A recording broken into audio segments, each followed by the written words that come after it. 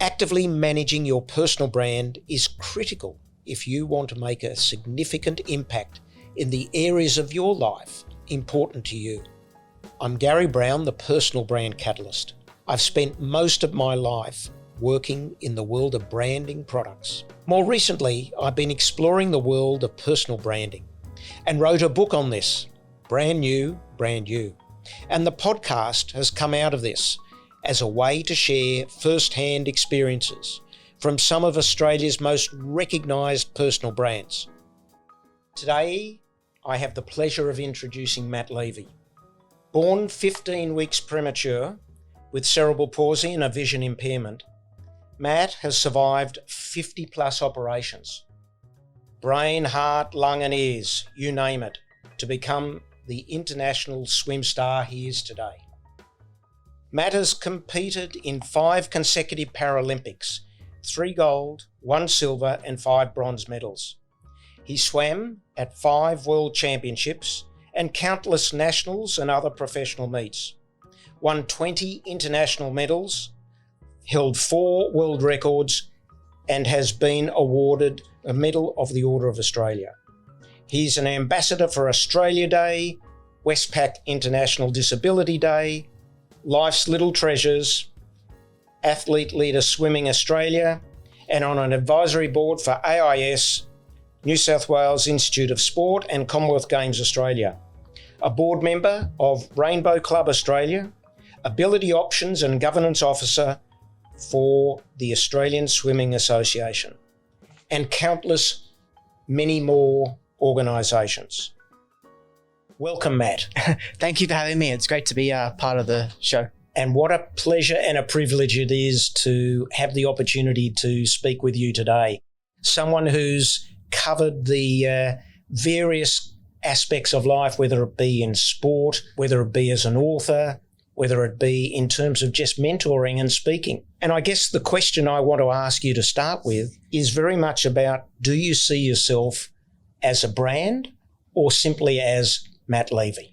There's probably 2 sides to that coin. I think for me, I guess the sporting side and the ambassador stuff, I see myself as a brand, and I see myself continuing to learn and grow throughout that process. But I also see myself as just me and Matt Levy when I'm going to work in my normal day job. But it's just really about really wearing 2 hats. But I think for me, it's the skills and the lessons, I guess, are the same. It's just really about having a different mindset for both. It's a really beautiful approach to it, because I think many people don't have that understanding of exactly what their brand is. And I think that you've really encapsulated what people perceive you as, but also what you do as being part of your brand. It's difficult because, you really have to really be 2 personas, because I think Matt Levy, the swimmer and the ambassador and the mentor, is, I guess, approaching it differently than Matt Levy, the everyday worker. And I think it's taken me a while to, I guess, get used to those 2 personas and how I guess I kind of approach both. But I certainly learn a lot from both of those avenues. For someone who's so young to say it's taken you a while to get there, I think you've got there much earlier than many others have ever got to the point at which you are. Which leads me to the question of reputation. Is reputation something that you think about often as far as your own perspective is concerned? I think it's a byproduct of what I've been able to do and I guess what I've been able to achieve. And it's not, I guess, why I do what I do. I think reputation comes with the lessons and the learnings I guess I've done and doing along the way. And I guess the reputation for is, I guess, a byproduct of that. And at the heart of it, really, it's really wanting to make a difference and really wanting to, I guess, show the community out there, I guess, that you can do anything you set your mind to, no matter if you think you can or you think you can't. It's really about, I guess, having that attitude and that taking that first step, I guess. And where did this all come from? Because as I say, at your stage in life, you're ready, incredibly mature when it comes to these sort of issues and these sort of approaches. What is it that's brought this all to the forefront? I guess being born with a lot of challenges and having to overcome a lot of challenges early is probably one big piece. But I guess my parents definitely helped instill those values and beliefs early on. They were the ones that drove me to training. They're the ones that, I guess, tell me what I don't want to hear and what I want to hear and all that kind of stuff in between. So I guess very early on, I kind of was taught that to not take any opportunity for granted, and you can learn a lot from anything, whether it's negative, positive, or indifferent. And I guess that kind of was instilled in me really early on. And it was just really about taking, I guess, the bull by the horns, so to speak, as I kind of went through the journey of the Paralympics and going through all the kind of stuff I've done in my life to date. And is it something that you carry on today, that you focus on and want to focus on for the future? For me, I guess it's just really about enjoying what I do, having fun in what I do, whether it's in the sport or not in the or outside the sport. I guess reputation is kind of a byproduct of that, and just helping, using my, I guess, experience and what I've learned throughout those varying different spectrums to help, I guess, inspire the next generation, whether it's directly or indirectly, I guess. So you mentioned that your values are something that you captured from your parents, that they instilled values to you from a very early age. Is that something that you very much think about on a regular basis? Not really. I think it's more autopilot these days, and something, I guess, that I kind of do naturally. I guess I kind of do think about it subconsciously, but it's more about working out, well, what's going to give me the best benefit and what's going to, I guess, allow me to keep moving forward and keep, I guess, improving is kind of what I kind of think about on a daily basis, as opposed to, well, I'm living these values, I'm doing this and X, Y, and Z type thing. It's more about how can this activity move me forward and keep me moving in that improvement direction, I guess. Have you been placed in a situation where you've had to make a choice when it comes to your values that has prevented you from moving forward, that you've made a choice to say, no, I'm not going to take that course of action because it's been a decision that's against your values? The values and belief stuff kind of probably started early on. I remember in 99, when I was at a swimming carnival, I just finished my race and went off and played in the play equipment and didn't realize I was going home time, a time to get back on the bus. And at this particular time, obviously there was no social media, no Instagram. I didn't have a mobile phone. So I ended up being stuck at Olympic Park, which was around 70 or so Ks from my house. And I guess in that kind of moment started me on that journey of growth mindset and really kind of figuring out things for myself and taking that first step, because I had to work out how to get home, didn't know what bus to catch, didn't know what train to catch, didn't know anyone there. And in that kind of moment, I could have caught up in a ball and cried, but I kind of decided that I needed to get home, and that was, I guess, the goal. In that kind of moment, that's, I guess, the decision I made, and it took me around 3-4 hours to get home. A lot of wrong turns later and a lot of asking questions of strangers. But I guess in that kind of moment, it sort of helped, I guess, start me on that journey of self-improvement and continual learning. Because I guess we all have that kind of moment as a kid where we're lost in the shopping mall, but we could take one of two choices. The latter choice, which kind of helped me on that journey of kind of still am today. And that's something I kind of really always think back to and remember because it's pretty pivotal. I can imagine, and it takes a lot of courage to actually take the step to do what you did. Yeah, especially when you're like 12 or so years of age. And exactly. Back then, I guess nowadays we just pull out the phone and go on Google Maps. But it's a little bit trickier back then. And how do you articulate that to younger people? How do you try and impart your experience to give them the inspiration, the values and the philosophy that you've grown up with? What are the sort of things that you express to them and encourage them to do? Because this particular podcast is very much focused on younger people trying to build their own brand, to understand what their values are and how they build their reputation? I guess for me, it's all about, I'm pretty action driven. So I do everything, I guess, to improve that 1%er, to keep improving what I did yesterday.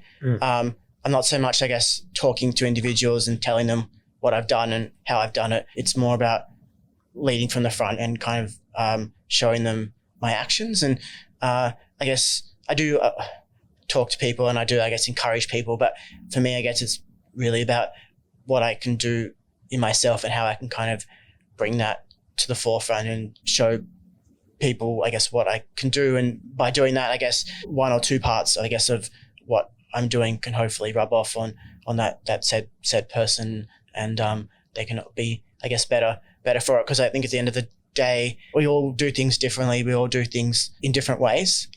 So it's really about each individual finding, I guess, their own way to build their own brand and to work out how they can move forward in life. Because I could do something in my life that improves me, but it might not help someone else. But I guess if everyone can find that little bit from someone else that might help them move forward, it makes it all the much better and helps, I guess, them in their own journey. That little pool of wisdom that they take from your story, and I guess also the other thing you've expressed is, and your journey is started from adversity and taken that adversity and turned it into a positive. And I think young people probably don't always have that understanding. Yeah, it's very difficult, I guess, in this day and age. And I guess lucky in a way with COVID that everyone's kind of had that feeling of adversity in some way, shape or form. Whereas previously it was just everyone just kind of went about their normal lives. So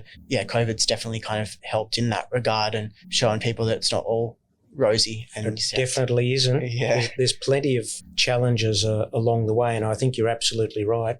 COVID has given people another focus and another attention to make them look at themselves and look at what their purpose is in life. And obviously yours is clearly mapped out. Do you find that with your sporting prowess and the way you've gone about your training, which I would imagine, I'd love to hear more about it in terms of the discipline, etc., has that spilled over into other parts of your life? Yeah, definitely. It's really transferable, I guess, the skills that I've learned from my sport. I guess goal setting, mindsets, having people around you to get you to where you got to go, all that kind of stuff, I guess, helps build not only, I guess, resilience and attitude, but also, I guess, what you want to deliver from a reputation and a brand perspective as well. Because what we do in life, I guess, is echoed by what we learned and what we've done from experience and from, I guess, my sporting career. I guess everything that I kind of learned through that has been able to be translated to my corporate life too. It's a little bit different, but nonetheless, it's still the same, I guess. You, like I, have different buckets in which we have within our lives, whether it's sport or whether it's your business, your work, or whether it's your writing of books or speaking, etc. Do you spend any time connecting with all those different people and those different groups in some way? The closest I probably get to connecting, I guess, with those groups together would be my book, I guess, because it kind of talks to my framework and kind of my daily routine, essentially. Goes through the 7 steps of success and kind of what I do in terms of do what I do. I guess it's it talks to what I believe, I guess, to be my success, and that's, I guess, probably the closest I kind of have to connecting all the, I guess, facets of what I do together, because they're all, I guess, a little bit different, but they all kind of have the same building blocks at the end of the day, and they all, I guess, connect towards, I guess, my brand and my reputation, but they're all slightly different in their own ways, and slightly have the people that, I guess, I've interacted with in those different spheres slightly different as well. So one of the things I talk about in my book, Brand New, Brand You, is the journey of relevance, of continually reinventing yourself as you move through life. And I guess when you eventually, as we all do, retire from sport, etc., you move into a different stage in your life. Yeah. And those connections that you have are relevant today, but when you stop swimming and stop becoming an athlete as such, those connections move on, or you move on.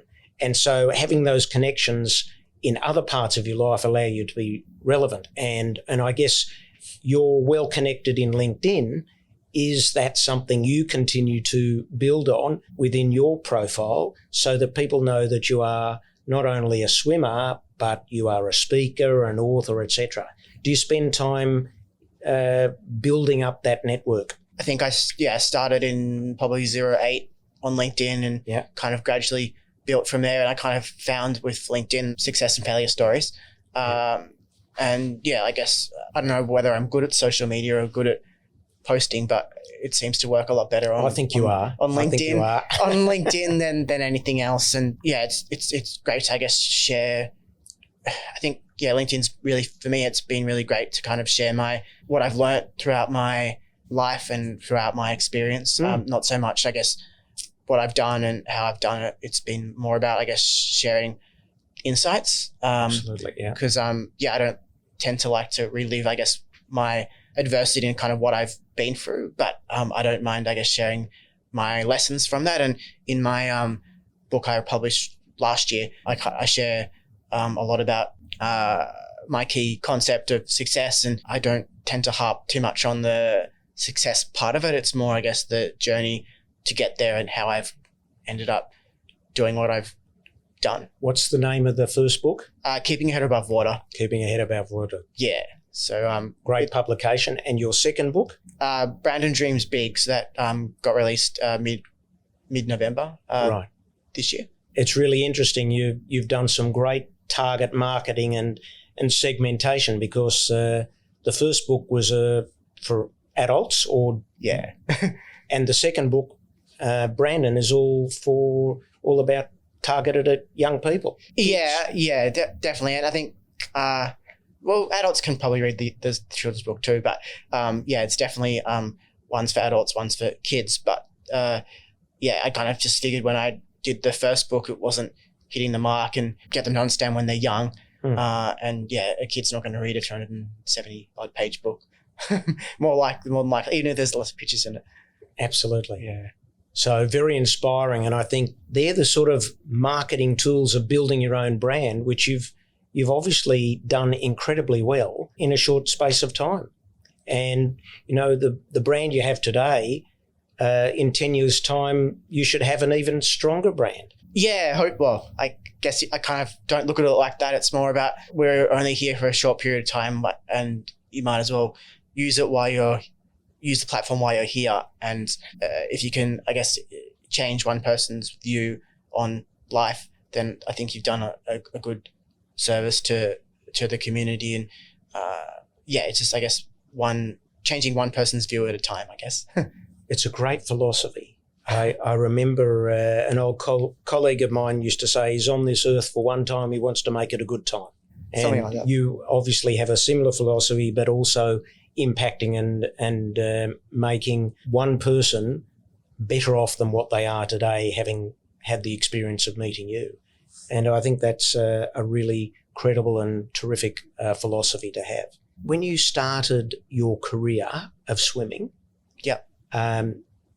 when did you think about doing other things rather than just swimming, or an intention you had just to swim and be competitive and be professional? What was your philosophy and your approach? I always want to do something other than swimming. I think very early on, I didn't want to just swim. I wanted to be able to have something behind me, have skills behind me, whether it's work or something else. So I always wanted to, I guess, learn and grow in other areas, because I knew swimming's not going to pay the bills. And and 1 year you might not make the team, and then what do you do, kind of thing. So it was always about trying to balance the two, and it took me many years to kind of balance that swimming and that working life, because you're working 30 odd hours a week, 38 hours a week, and then you're swimming probably about the same. Yeah. So it's very tough. It's a heavy load. But since I've been at AIS in Canberra, it's been a lot easier because everything's on site. Don't have to travel Sydney's traffic, and in Sydney I was traveling probably an hour and a half each day by the time you get on buses and off trains and all that kind of stuff. So being in Canberra has been really good from my swimming perspective, and I think it showed in Tokyo with my results. And absolutely, I didn't have to travel as much, from A to B and all that kind of stuff, and I was still able to focus on work and training and mesh the two together really well, and being able to, I think the biggest and most important thing as an athlete and as a human is recovery. So that's the biggest thing, not so much the training side of things, it's the recovery and the rest from each session, and making sure your mind's not going a million miles an hour for 24 hours a day. Yes, exactly. And so have you got another Olympics in you? I think I take it year by year. Okay. Next year is Commonwealth Games, so that's definitely a big focus. It's a short... Sorry, next, when you say Commonwealth Games in Melbourne? No, Birmingham. Oh, Birmingham, right. Okay. Melbourne was 2006. Oh, sorry, I'm thinking of some... Okay. Yeah, so that's next year. And then, it's a short runway to Paris, which is 2024. But, I guess I don't want to be that athlete that gets tapped on the shoulder and doesn't make the team 1 year or that kind of thing. But I think I'm still enjoying it, so I'll just continue on. Keep going while you're enjoying it. Yeah. But there definitely comes a time where there's that end date. Yeah. And I guess you want to be able to be finishing your career on your own merit and your own note, rather than someone finishing it for you. That's what they say. That's what they say. Yeah. But at the end of the day, I think when it ends, it ends. So how will you fill your time? Because the amount of training, as you said, up to 38 hours a week you're training, you're going to have a lot of spare time. I don't know, just enjoy the rest, I guess. I'm on a couple of boards at the moment, and I'm working at BOQ, so I've still got, I guess... Bank of Queensland? Yeah, sorry, Bank of Queensland. And I've, I guess, got a lot on my plate already without swimming. Sure. Yeah, I think it might just be a good opportunity to continue to promote my book and do more speaking stuff, or kind of play it by ear as it comes. I'm sure I'll be able to keep myself busy enough. And I find with the board roles, for example, if you're on a couple of subcommittees and that kind of stuff, as you would know, it gets pretty busy. Absolutely. So did you consciously write the books to enhance your brand, or did you write the books for another reason? Yeah, that was probably definitely the case, to enhance my brand. But then once I kind of got into the process of writing it, it was more about wanting to make a difference to whoever read it, and to be able to, I guess, they can change their way of thinking and change what they do. It's just a matter of, I guess, believing in that process. And by the end of, I guess, the first book and also the second book, it was more about wanting to change people's perception and understanding, in part, I guess, my knowledge, I guess, expertise on what I've done in my life, as opposed to promoting myself. What perceptions were you trying to change people? The reader, what perceptions are you trying to change? Really, that anything is possible, and if you set your mind to it, you can achieve anything. I think it's probably the simplest way of putting it, that success doesn't come easy, and it doesn't mean that you're going to win a gold medal or come first in a race. Your own version of that, and it's really about learning through that experience. And really, success to me has always, it's not been about PBs, it's not been about winning medals, it's been about improving what I did the day before. And it's, I guess, getting that message across to the reader more so than anything else. And hopefully the kids' book, I guess, gets it more so, because I guess starting them young, it definitely helps build their own reputation and their own brand through that kind of process, because they'll hopefully come out understanding and being better for it. So going further down the path, You obviously have a lot of younger people who follow you. Are there any that you actually mentor? Not specifically. It's more so, I guess, if people want to hear, I guess, my experience and what I've done, I'm happy to share it. But I don't like openly. I don't like specifically mentor people. And yeah, I guess by me speaking and doing all those kind of things, it's kind of a form of mentorship. Absolutely. Because CP Australia is certainly an organisation which I think you'd probably have some association with. Yeah, I've done a few speaking stuff with them and talks with them. I think it's been a lot easier in COVID. On Zoom and that kind of stuff. It makes it a lot easier to do those kind of chats and stuff. But I find, I guess, I'm more value by doing keynotes and speaking and releasing books and that kind of stuff from that mentorship side of things than one-on-one type stuff, because I guess having a full-time job and then also swimming on top of that, and then a couple of board roles.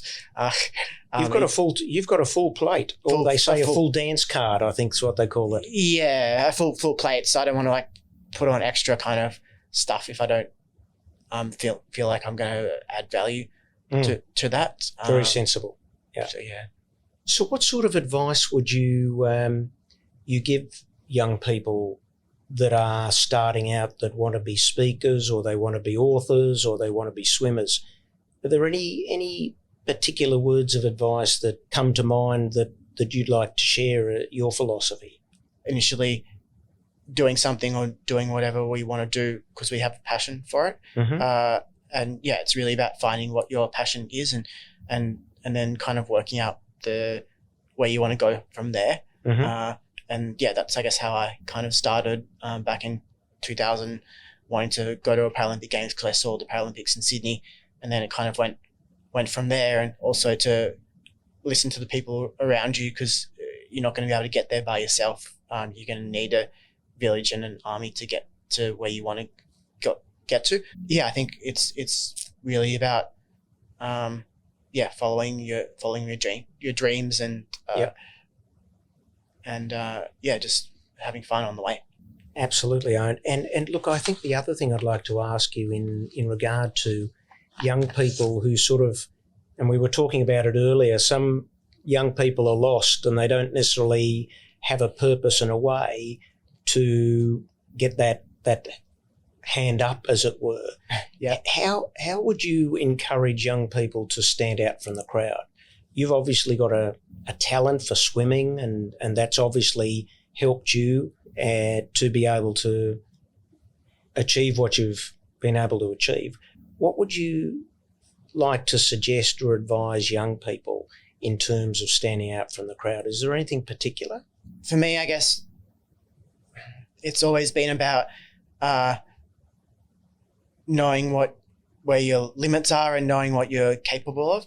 I guess you can't kid yourself, I guess, with what you know and what you can do and what you can't do. And I think it's being open and honest with yourself to really get the best out of what you can do. And I remember in 2008, I thought I'd done the best I could. I thought I'd trained the hardest, and I thought I should have done better. And it was only by looking myself in the mirror and kind of realizing that I should have done more with what I had, and I should have turned up to training sessions with more focus and doing those 1%ers and all that kind of stuff. And I think if you can turn up and focus on, I guess, the activities that you do and approaching them with the best possible outcome, you can achieve a lot and hopefully stand out from the crowd and be your own best version of yourself. Because I think it's very hard to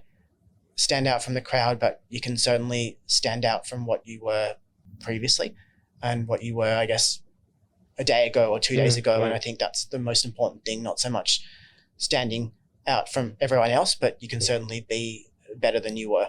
No, that's very true. I do remember when I was younger and I was competing at school or in the track and field, and I remember the lesson because I ended up getting a 4th place, I recognised I hadn't defined the difference between what a strategy was as opposed to a tactic. That was the learning, because I went out and I was half a lap in front of everyone else, but I didn't have a proper strategy. Or probably fitness. So I ended up getting fourth in the end. But look, you've articulated some wonderful philosophies, Matt, and I can't thank you enough for sharing your insights and your knowledge. And we're very honoured and privileged to have you share your thoughts with us. And I wish you much continued success. I hope that we see you in another international meet. And I guess the other thing is, are you going to launch a third book? Like your book as well, I think you could pull it apart and do 12 books, and like similar to mine, I can do 7 more books if I wanted to. But I think you need to let it run its course and kind of get the coverage and promotion kind of out there first, and go from there. But not in the short term anyway. You're looking at the long-term game. Yeah, long-term game. Fantastic. Well, Matt, thank you once again. Appreciate it very much. Thank you. Thanks for having me on the show. Pleasure. Thank you for listening to this episode. If you enjoyed it, please leave a 5-star review and subscribe for more episodes. And if you'd like to learn more about developing your personal brand, please visit garrybrowne.com.au to get in touch or grab a copy of Brand New, Brand You.